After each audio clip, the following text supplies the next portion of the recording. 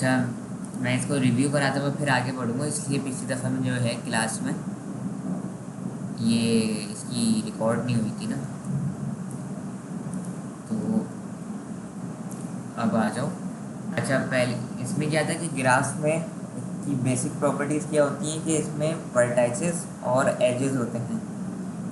Graph दो चीज़ों से मतलब बनता है। एक तो उसमें जो राउंड कलर का जो शेप होता है उसको आप वर्टाइसेस बोल सकते हो, या उसको आप नोड्स भी बोल सकते हो। और जब दो वर्टेक्स के दरमियान कोई रिलेशनशिप क्रिएट करना हो तो उसको हम बोलते हैं एज है, और वो हमेशा एरो लाइन में होता है। अब वो डायरेक्टेड भी हो सकता है ग्राफ, अनडायरेक्टेड भी। डायरेक्टेड मतलब जो पॉइंटेड उसका एरो हो, तो उससे पता चल रहा होता है कि कौन सी डायरेक्शन में उसका रिलेशनशिप है। अनडायरेक्टेड का मतलब कि वो बोथ वेज होता है, मतलब दोनों डायरेक्शन होती है, बाई डायरेक्शनल होता है। अच्छा, कुछ प्रॉब्लम्स हैं जिधर ग्राफ ज़्यादातर यूज़ होता है। सबसे ज़्यादा पाथ फाइंडिंग में यूज़ होता है, और flight network, aircraft flight network में होता है, या स्ट्रीट मैप में यूज़ होता है, या लोकेशन वाइज के लिए यूज़ होता है, कौन सा शॉर्टेस्ट पाथ है वो निकालने के लिए हम लोग यूज़ कर सकते हैं। और माइंड मैपिंग जैसे होता है ना, क्राइम में, उसमें भी यूज़ होता है, नेटवर्किंग में यूज़ होता है, सोशल मीडिया में जो आपका फ्रेंड्स एंड फैमिली का जो लिंक होता है वो उस पर पूरा बना हुआ है। ग्राफ डेटाबेस भी अब एक आ गया है, नो एसक्यूएल की टाइप है ग्राफ डेटाबेस, न्यू4j, वो बिल्कुल इस पर बेस करता है, वर्टाइसिस और एजेस पर। उसमें आपस में नोड्स जो हैं एक दूसरे से रिलेशनशिप क्रिएट कर रहे होते हैं। ग्राफ असल में जो डिफाइन करता है वो बता रहा होता है कि इस वर्टेक्स का दूसरे वर्टेक्स के साथ क्या रिलेशनशिप क्रिएट हो रहा है। तो ट्रैवल से इस पर्सन क्या फाइंड करता है, शॉर्टेस्ट पाथ। आज उसकी एक हम इसका एल्गोरिथम पढ़ेंगे। एल्गोरिथम तो बहुत सारे हैं शॉर्टेस्ट पाथ मालूम करने के लिए, लेकिन आज एक पढ़ेंगे और वो पेपर के लिए भी काफ़ी इम्पोर्टेंट होगा। अब यही सारी चीज़ें हैं जो अभी मैंने ओवरव्यू बताया था कि देखो, वर्टेक्स वी से डिनोट करते हो और एज जो है ई से रिप्रेजेंट किया जाता है। ये ग्राफ है, उसमें दो बेसिक चीज़ें होती हैं। बाकी सारी एप्लीकेशन हैं किधर ज़्यादातर मैंने यूज़ करते हैं फ्लाइट नेटवर्क्स और road networks, Uber, Facebook, no SQL database, ये सारी चीज़ें थी तुम्हारी। कंप्यूटर नेटवर्क सिक्योरिटी में सेलुलर टावर्स में भी इसलिए यूज़ हो सकते हैं कि एक टावर है तो वो दूसरे टावर के दरमियान में कितना लिंक क्रिएट कर रहा है। तो ये सारी इस टाइप की चीज़ें थी। अब वही बताया था कि ग्राफ डायरेक्टेड भी हो सकता है और मल्टी डायरेक्टेड, मतलब अगर आपका कोई एरो नहीं हो तो मतलब वो एक से ज़्यादा भी एजेस जा रही होती है उसमें। अब यह सिंपल एग्जांपल है, देखो इसमें हमने दो वर्टेक्स हैं, एक एलेक्स है और एक बॉब। इसको अगर हम रिप्रेजेंट कर रहे हैं तो वो किस तरीके से हो रहा है, ये दिखा रहे हैं कि इसमें दो रिलेशनशिप क्रिएट हो रहे हैं और ये रिलेशनशिप इस तरफ जा रहे हैं, बॉब की तरफ, दोनों डायरेक्शन नहीं है इसमें। तो ये दिखा रहा है कि ये एलिस मैरिड है बॉब से और लिव्स, और दूसरा रिलेशनशिप क्या है इसका कि लिव्स विद बॉब, बॉब के साथ रहती है। अब ये एक दूसरी एग्जांपल है, इसमें ये दिखा रहे हैं कि आपके पास तीन पर्सन है, वो एलेक्स जो है बॉब को जानता है, बॉब जो है क्लियर को जानता है, लेकिन एलेक्स बॉब को एलेक्स जो है क्लियर को डिसलाइक करती है।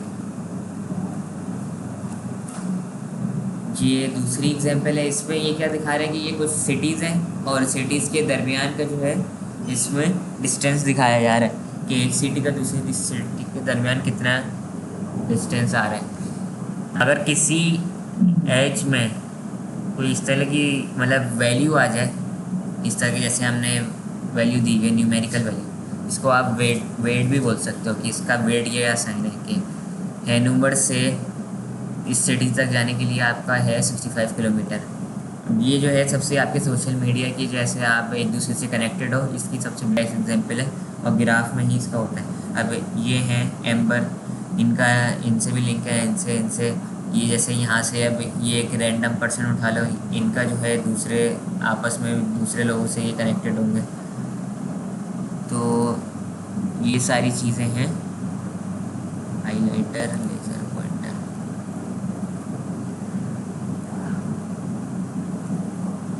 अभी ग्राफ की कुछ टाइप्स बताई थी मैंने कि सिंपल अनडायरेक्टेड ग्राफ क्या होता है, कि जिसमें दोनों तरफ डायरेक्शन होती है कि V1 से V2 भी आप जा सकते हो, V2 से V1 भी, ऐसे ही V2 से V3, V3 से V2।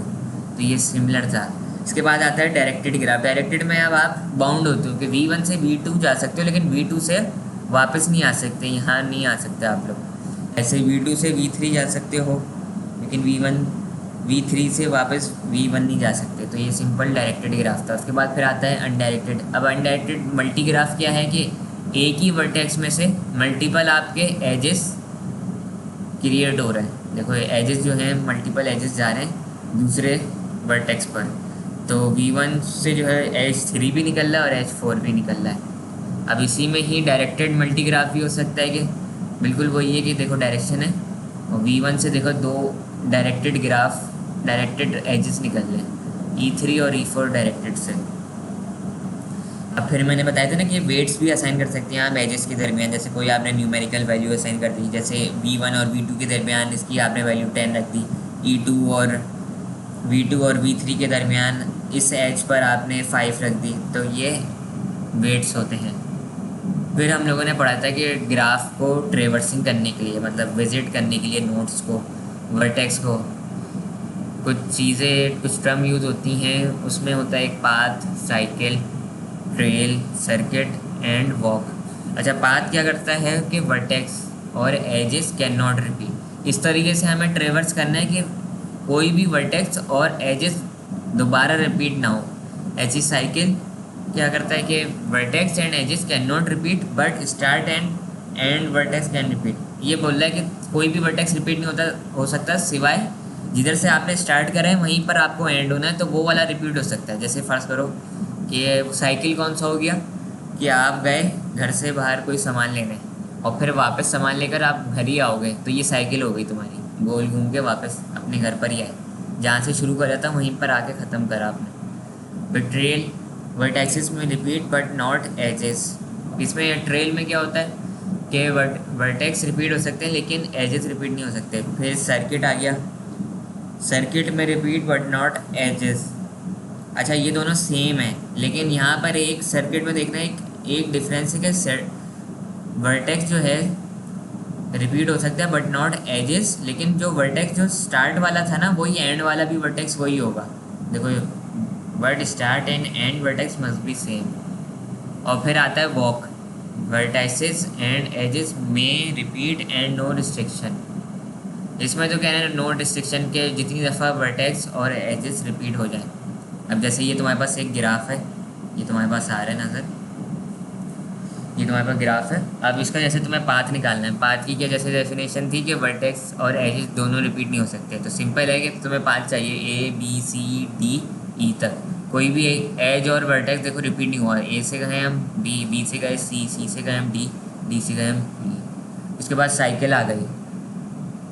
साइकिल की क्या डेफिनेशन थी, वर्टेक्स और edges can not repeat but vertex start और एंड वाला वर्टेक्स रिपीट हो सकता है। ये देखो ए स्टार्ट वाला है और एंड भी देखो फिर इसी पर होगा। अगर हमने यहाँ से स्टार्ट करा, एज्यूम कर रहे हैं कि ये हमारा ए जो है हमारी स्टार्ट पोजीशन है, ए से हमने स्टार्ट करा, बी पर गए, बी के बाद सी के बाद डी के बाद अब ई नहीं जाएंगे, इसलिए ई के बाद जाएंगे तो फिर यहाँ से फिर से हमारा बी रिपीट हो जाएगा। तो हम डी से डायरेक्ट ए चले जाएंगे। एक मिनट रुकना, किसी सही है। उसके बाद फिर यहाँ पर थी तुम्हारे पर ट्रेल। अब ट्रेल में क्या है डेफिनेशन, वर्टेक्स में रिपीट बट नॉट एजेस। मतलब क्या है कि वर्टेक्स रिपीट हो सकते हैं लेकिन एज रिपीट नहीं हो सकता। अब ये तुम्हारे पास वर्टेक्स है, ये वर्टेक्स है, ये वर्टेक्स, ये और ये। अब इसमें से यहाँ चले जाओ या यहाँ पे चले जाओ, मर्जी है तुम्हारी। ए से बी गया, बी से मैं सी से फिर मैं डी के बाद फिर मैं ई गया, ई के बाद फिर मैं बी गया और फिर बी के बाद फिर मैं यहाँ से डी चला गया। तो वर्टेक्स देखो रिपीट हो रहे हैं लेकिन हमारे एजेस जो हैं वो रिपीट नहीं हुए थे। फिर ऐसे ही सर्किट है तुम्हारा, सर्किट की डेफिनेशन क्या है, वर्टेक्सेस में रिपीट बट नॉट एजेस, लेकिन जो तुम्हारा स्टार्ट और एंड वाला वर्टेक्स होगा वो दोनों हमेशा सेम रहेंगे। ट्रेल और सर्किट में सिर्फ यही डिफरेंस है कि स्टार्ट और एंड वाला वर्टेक्स सर्किट का सेम रहेगा, बाकी चीज़ें वही थी। देखो बात वही बन रहा है, इसका भी वही है, बस शुरू का ए और ए सेम रहेगा बस। और वॉक में तो कोई रिस्ट्रिक्शन नहीं है, तुम चाहो A B C D रख लो, ए से डी रख लो, डी से सी, डी ई, जो करना है इसमें कोई रिस्ट्रिक्शन नहीं होती रिपीटेशन की। ऐसे ही मैंने दूसरी एग्जाम्पल दी पिछली, हम लोगों ने क्लास में भी करी थी। अब आ जाओ ग्राफ का डेटा स्ट्रक्चर्स, मतलब ग्राफ में कुछ चीज़ें होती हैं जो हमें सीखनी होती हैं। और एक तो होता है एडजेंसी और दूसरा होता है हमारे पास इंसिडेंस। एडजेंसी का मतलब क्या है कि अगर दो नोड्स आपस में नेबर हैं तो वो एडजेसेंट हो सकते हैं। लेकिन नेबर किस तरीके से होंगे, अब ज़रूरी नहीं है कि जैसे ये दो नोड है, अगर ये दो नोड हैं लेकिन ये नेबर जब ही होंगे जब इनके दरमियान कोई एज निकल रहा होगा। अगर यहाँ एज नहीं होता ये वाला तो ये नेबर नहीं कहलाते, जिनके दरमियान एज होगा वो होगा। अब देखो ये दोनों हैं, सही है, ये दोनों नेबर नहीं होंगे, मतलब एडजेसेंट नहीं होंगे ये दोनों। ये इसलिए नहीं होंगे कि इनके दरमियान कोई रिलेशनशिप या एज नहीं जा रहा है एक दूसरे के दरमियान, तो ये इस वजह से नहीं है। एडजेसेंट का मतलब ये होता है। आ जाओ, अब ये दिखा रहा है कि एन, अब इंसिडेंस की क्या एग्जाम्पल है, an edge is an incident to a node if it is connected to the node. If the edge is directed, it is positively incident to its source node and negatively to its target node. A node is incident to an edge if it's connected to the edge. इसकी मैं तुम लोगों को दोनों की example बताता हूँ जिससे तुम लोगों को काफ़ी क्लियर हो जाएगा। जो अभी हमने यहाँ पर पढ़े थे ना ये वाले ग्राफ, अब इन्हीं को जो है हम एडजेसेंट मैट्रिक्स बनाएंगे इसका पहले, और फिर इसके बाद इंसिडेंस मैट्रिक्स बनाएंगे। ये तो सारी थ्योरी है कि उसमें कितनी कार्डिनलिटी है, n इंटू एन लगेगा, ये सारी चीज़ें। अब यहाँ आ जाओ, इसका एडजेसेंट मैट्रिक्स कैसे बनेगा सिंपल अनडायरेक्टेड ग्राफ का। सिंपल अनडायरेक्टेड ग्राफ का ये तुम्हारे पास देखो वही है, vertexes v1 v2 v3 e1 e2 e3। अब देखो v1 से v2, इसमें हमेशा देखो याद रखना एडजेसेंट मैट्रिक्स में वर्टेक्स यहाँ पे भी आएंगे और यहाँ पर भी वर्टेक्स आएंगे। वहाँ पर जब तुम इंसिडेंस लिस्ट बनाओगे ना, इंसिडेंस मैट्रिक्स सॉरी, वहाँ पर एज भी आ जाएगा, वहाँ पर एज भी हम कंसिडर करेंगे। यहाँ पर वर्टेक्स और वर्टेक्स दोनों साइड होंगे, इसलिए इसकी अगर डेफिनेशन पढ़ो, two nodes are adjacent if they are neighbours. दो नोड्स को रखते हुए है, तो नोड्स मतलब वही तुम्हारी वर्टेक्स हो गए। अब v1 से v2 लिंक बन रहा है, देखो एज का जा रहा है। पहले देखो v1 से v1 है कोई, मतलब कि अपना ही, उसका अपना तो इसका कोई नहीं है रिलेशनशिप, तो यहाँ जीरो आ जाएगा। डायगोनल में तो हमेशा जीरो ही आएगा, इसलिए अभी कोई वो नहीं है इसमें रिलेशनशिप, तो डायगोनल जीरो हो जाएगा। v1 से v1, v2 से v2, v3 से v3 कोई नहीं है इसमें। v1 से v2 है, हाँ, तो यहाँ पे कर दोगे 1, जो जिधर रिलेशन बन रहा होगा एज के बिहाफ पे वहाँ पर आप 1 कर दोगे। अब v1 से देखो v3 आ रहा है, v1 से v3 आ रहा है, ये एक एज बन रहा है, v1 से v3 यहाँ पे 1 कर दोगे। अब आ जाओ v2 से v1 आ रहा है, हाँ ये आ रहा है, देखो ये अनडायरेक्टेड है, याद रखना ये दोनों डायरेक्शन में हम इसको ले सकते हैं, तो यहाँ 1 आ गया। अब v2 से v2 वो तो है ही 0। ये बिल्कुल वही बात हो गई कि आप अपनी ही जगह पे खड़े हुए हो और अपना ही डिस्टेंस मालूम कर रहे हो, तो 0 ही आएगा, जाहिर सी बात है। अब v2 से v3 1 आ जाएगा, सही है। अब v3 में आ जाओ, v3 से v1 भी आ रहा है, यहाँ 1 कर दिया, v3 से v2 भी आ रहा है, तो ये 1 हो गया। यहाँ तक क्लियर है एडजेसेंट मैट्रिक्स बनाने का तरीका सिंपल अनडायरेक्टेड ग्राफ का। अगर कुछ है प्रॉब्लम तो मुझसे पूछ लो अभी।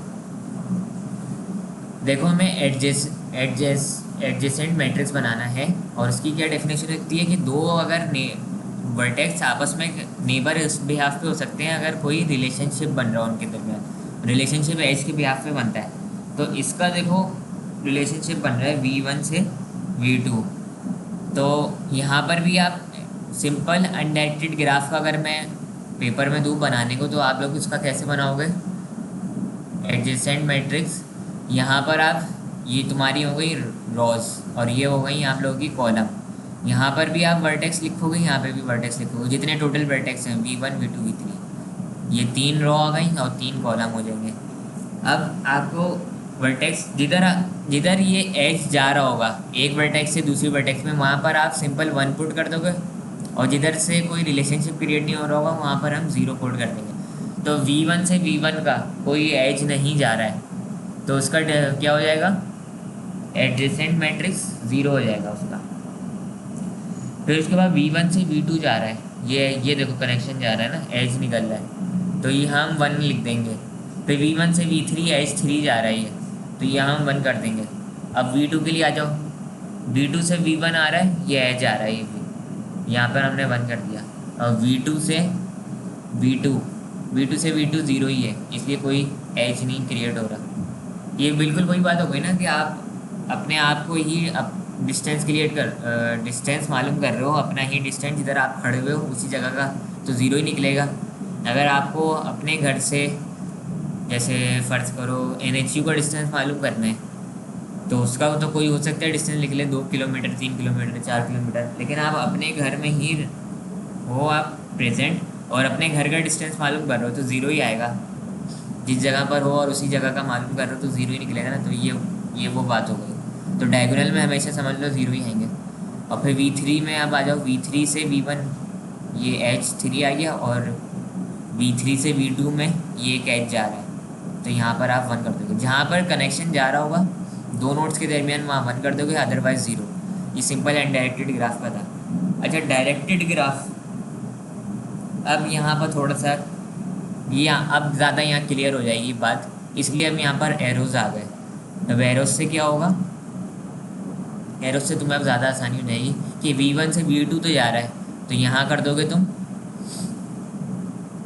V1 से V2 तुम्हारा एच जा रहा है, पहले तो ये तुमने डायगोनल में 0 कर दोगे, सही है। अब देखो, अब यहाँ पर ये देखो तो उलट होगा, ये तुम्हारा V1 है, V2 V3, V1 V2 और V3, V1 से V2 जा रहा है ये, तो यहाँ पर तुम लिखोगे 1, इसको ये याद रखना, यहाँ पर 1 लिखोगे, उलट होगा इसका V2 से V1 ये, और जब अब V1 से V3 क्या होगा, ये तुम्हारा 0 हो जाएगा।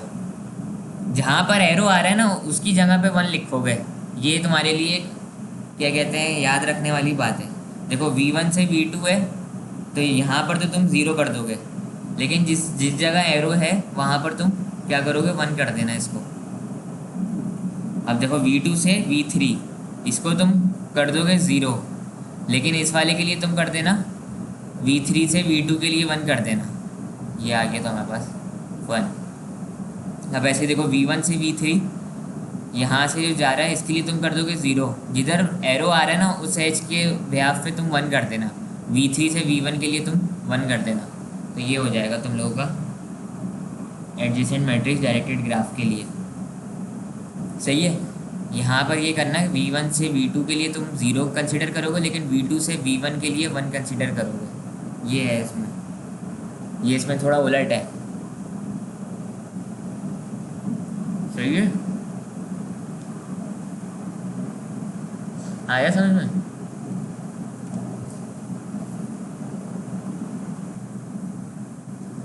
अभी अनडायरेक्टेड है लेकिन मल्टी ग्राफ है कि एक एज से दो आपके एजेस निकलने, तो V1 से V2 के लिए 1 लिख दोगे, V1 डायगोनल में तो सारे पहले 0 कर दोगे, फिर V1 से V2 के लिए 1 लिख दोगे, और V2 से V1 के लिए भी 1 लिख दोगे। फिर अब यहाँ आ जाओ, V1 से V3 के लिए 1 लिखोगे एक, फिर V1 से V3 के लिए एक और 1 लिखोगे, तो ये समझ लो टोटल 2 होगा, ये तुम्हारे यहाँ टोटल 2 आ जाएगा आंसर। अब V2 से V1 के लिए 1 आ गया, V2 से V2 के लिए 0 है, V2 से V3 के लिए आंसर 1 आ जाएगा। अब V3 के लिए देख लो, V3 V1 में से 2 कनेक्शन निकलना है, तो यहाँ पर आप 2 कर दोगे, और ये V2 और V3 में एक एज आ रहा है, तो यहाँ पर 1 कर दिया आपने, और V3 इटसेल्फ V3 में अगर देखोगे तो वो 0 कहलाएगा, ये था। अब यहाँ आ गया डायरेक्टेड मल्टीग्राफ, ये भी बिल्कुल वैसे ही जैसे भी बताया था कि V1 से V2 के लिए आप 0 कंसिडर करोगे, V2 से V1 के लिए आप 1 लिख दोगे, और V2 से V3 के लिए 0, V3 से V1 के लिए 1। ऐसे ही V1 से V3 के लिए आप लिखोगे 0, लेकिन V3 से V1 के लिए आप यहाँ लिखोगे 2, और V3 से V2 के लिए आप 1 लिख दोगे, तो ये आपका एडजेसेंट मैट्रिक्स बन जाएगा। ये तो तुम लोगों का एडजेसेंट मैट्रिक्स बनाने का तरीका, सिंपल ग्राफ, अनडायरेक्टेड ग्राफ और अनडायरेक्टेड मल्टीग्राफ और डायरेक्टेड मल्टीग्राफ। अब बनाएंगे हम लोग इंसिडेंस मैट्रिक्स। इंसिडेंस मैट्रिक्स में ये कार्डिनलिटी बस ये लिखी हुई है कि इसका रिलेशनशिप या कितने एलिमेंट्स होंगे।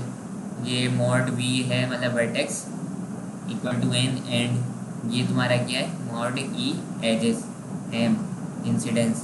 अब यहाँ एन इंटू एम है, वहाँ एन इंटू एम था, मतलब दोनों तरफ रॉ में भी वर्टेक्स थे और कॉलम में भी वर्टेक्स थे। यहाँ पर क्या हो जाएगा, वर्टेक्स और एजेस का अब आ जाएगा रिलेशनशिप। ये देखो यहाँ पर जो है आपकी रॉज में आ गए वर्टेक्स और कॉलम वाइज आपके अब शो होंगे एजेस। अब ये देखो कि V1 से E1, अब यहाँ पहले तुम लिख लोगे V, सारे वर्टेक्स लिख लोगे V1 V2 V3, और यहाँ लिख लोगे तुम H1 H2 और H3। अब ये बोल रहा है कि वर्टेक्स 1 से H1 निकल रहा है, हाँ निकल रहा है हमारा, तो हम यहाँ लिख देंगे 1।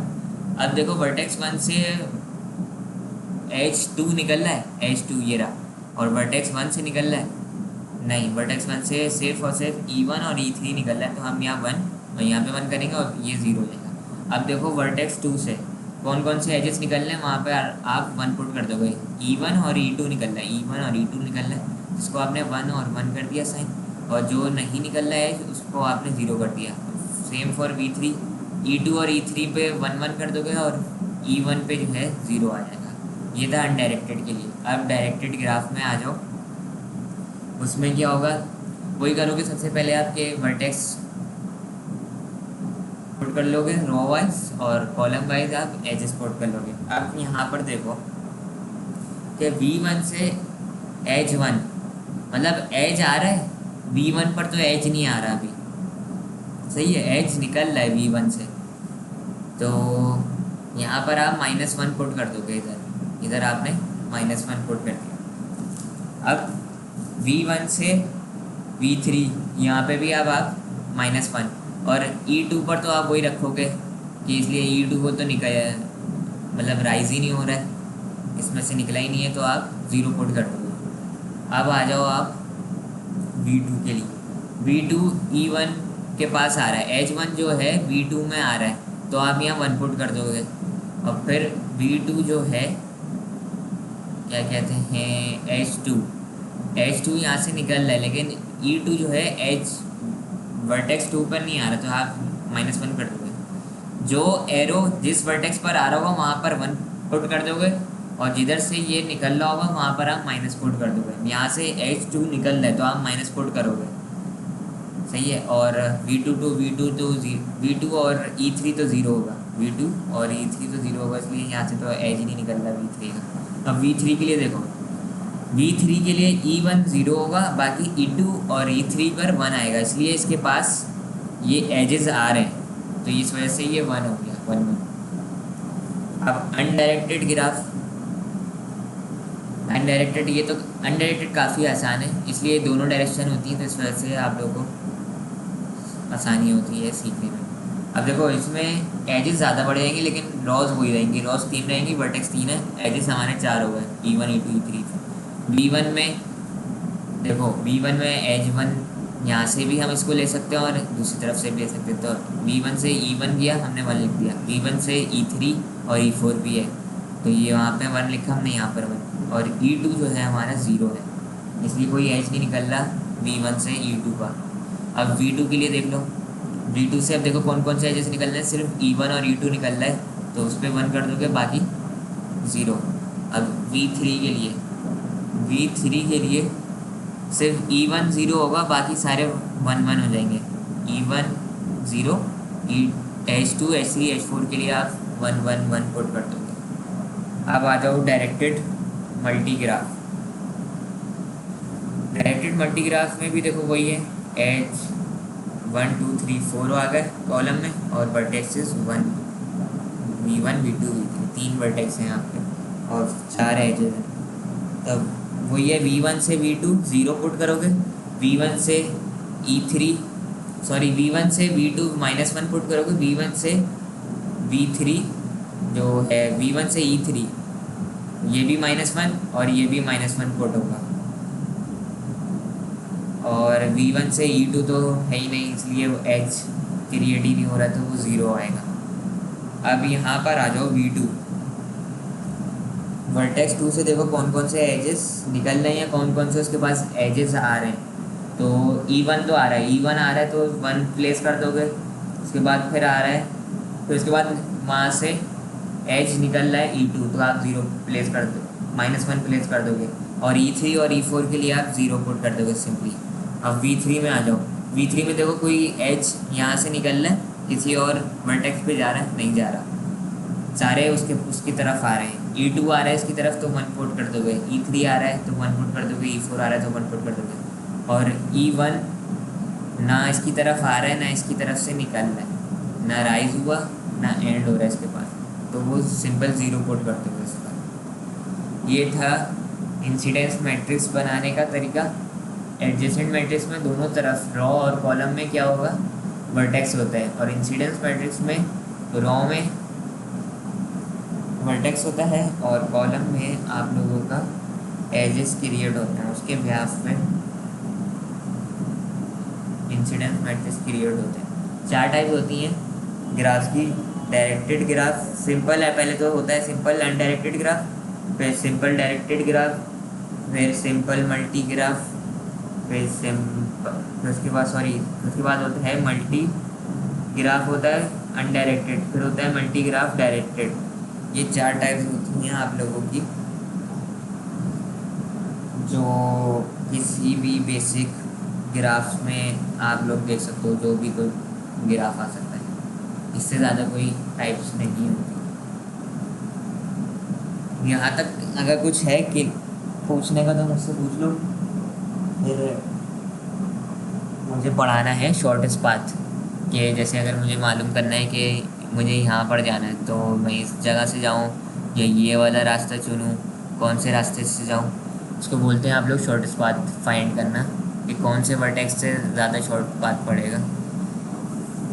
और अगर कुछ समझ में नहीं आया हो एडजेसेंट मैट्रिक्स और इंसिडेंट मैट्रिक्स का, तो वो पूछ ले, या पिछली क्लास का कुछ समझ में नहीं आया तो वो भी।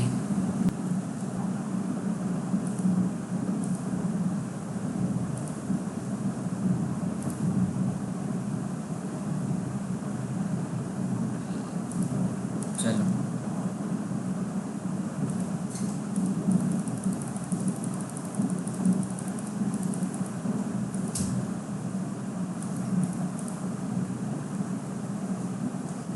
ये मैंने 3rd सेमेस्टर में करा था डेटा स्ट्रक्चर्स में, ये मैंने कोर्स प्रोजेक्ट बना के दिया था, और ये था वॉटसन एंड फ्लॉयड एल्गोरिथम। ये इसी पे बेस है, क्या कहते हैं अपना ग्राफ पे। इसमें एक ख़ास बात ये है, और भी एल्गोरिथम्स थे, इसमें ये क्या है कि ये जो है सारे पाथ्स का शॉर्टेस्ट पाथ फाइंड करता है, तो इसका नाम है ऑलपिया शॉर्टेस्ट पाथ। मेरे पास इसका कोड भी पढ़ा हुआ है, मैंने इसका कोड भी बनाया था, और फिर इसकी प्रेजेंटेशन हम लोगों ने दी थी 3rd सेमेस्टर में डेटा स्ट्रक्चर एंड एल्गोरिथम में। तो ये वही है।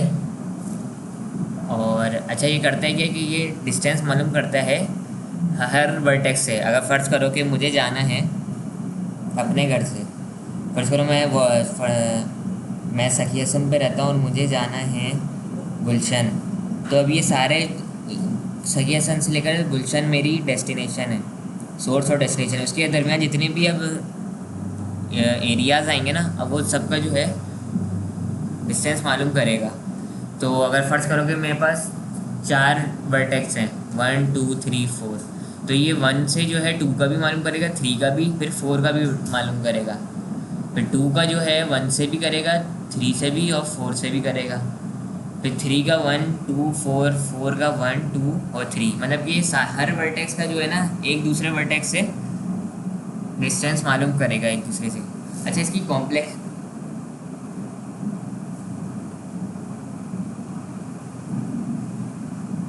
हाँ, तो यही तो, ये असल में लूप है ना लगा हुआ, मतलब रिपीटेशन है।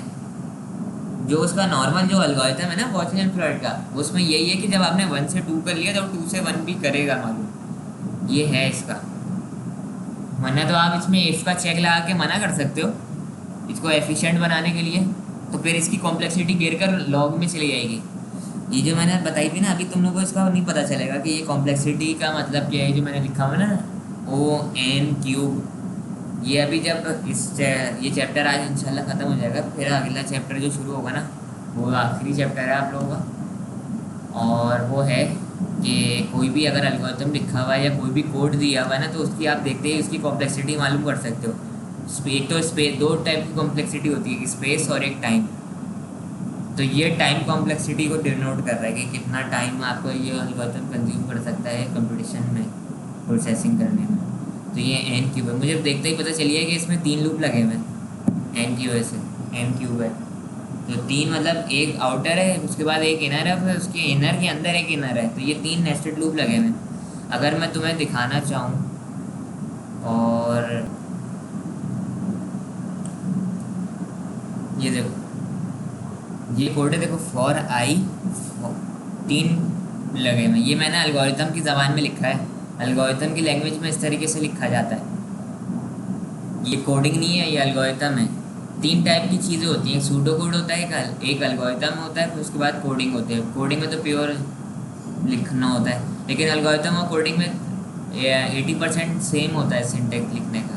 और सूडो कोड समझ लो जैसे तुम फॉर्मल लैंग्वेज में लिख लो ना, इंग्लिश में, कि इंग्लिश में लिखा होगा कि इतने स्टेप्स तक चलाना है मुझे, कि के की वैल्यू 1 रखो, put K equal to 1 and repeat until 10 times. इस तरह से तुम लोग सूडो कोड बना सकते हो। ये है मेरा कोड, ये देखो मैंने यहाँ से शुरू करा, ये तो अभी मैं इनपुट ले रहा हूँ, ये तो सी प्लस प्लस में बहुत पहले बनाया था। ये आ गया देखो फॉर, उसके अंदर एक और फॉर, उसके अंदर एक और फॉर, तो इसकी वजह से ये एन क्यूब थी। बाकी ये है कि अभी इसको इतना परेशान नहीं होना इसको देखने में कि मैं क्या बता रहा हूँ। ये मैं कॉम्प्लेक्सिटी निकालना बता दूँगा। अब यहाँ पर आ जाओ कि ये करता क्या है और ये है क्या। तो बाकी ये था कि 1 से लेकर अपने जितने भी उसके दरमियान जितने भी वर्टेक्सेस होंगे उन सब की कॉम्प्लेक्सिटी निकालेगा। फिर 2 से फिर जितने भी उसके वर्टेक्स होंगे, तो ये इसकी वजह से ये एन क्यूब है, एक बार बार कर रहा है। अच्छा, ये एग्जांपल है डायनेमिक प्रोग्रामिंग की। एक गॉसियन एंड फ्लॉयड जो है एल्गोरिथम, ये डायनेमिक प्रोग्रामिंग होता है। एक नैपसेक एल्गोरिथम होता है, वो तो खैर डिज़ाइन एनालिसिस एल्गोरिथम में यूज़ होता है, मतलब उसमें आप पढ़ोगे। वो भी मैंने उसका भी कोड करा था, वो उसके लिए करा था, क्या कहते हैं, वो भी मेरा कोर्स प्रोजेक्ट है नैपसेक एल्गोरिथम। वो तो डायनेमिक प्रोग्रामिंग करती है, जैसे जो भी आपकी कोई बड़ी प्रॉब्लम होती है ना, उसको चंक्स में डिवाइड करके पहले छोटी प्रॉब्लम को फाइंड करती है, फिर जब छोटी प्रॉब्लम का सॉल्यूशन मिल जाता है फिर उसके बाद जो है फिर वो बड़ी प्रॉब्लम फिर इंडिविजुअल जैसे सॉल्व हो जाती है पाएगा खुद ब खुद। ये बिल्कुल वैसी चीज़ है, देखो जैसे तुम्हारे प्रोसेसर में कोर होता है, एक कोर के साथ एक नई आपने चीज़ पढ़ी होगी, लड़कों को ज़्यादा पता होगा, थ्रेड्स।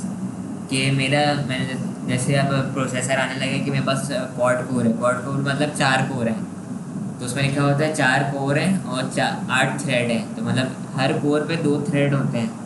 कोर क्या करता है, हैवी टास्क के लिए काम करता है, और थ्रेड जो हैं लाइट टास्क के लिए बने हुए होते हैं, कि छोटी छोटी जॉब्स या छोटे छोटे काम करने के लिए, प्रोसेस करने के लिए जो है ना, लाइट वेट प्रोसेस के लिए यूज़ होते हैं थ्रेड।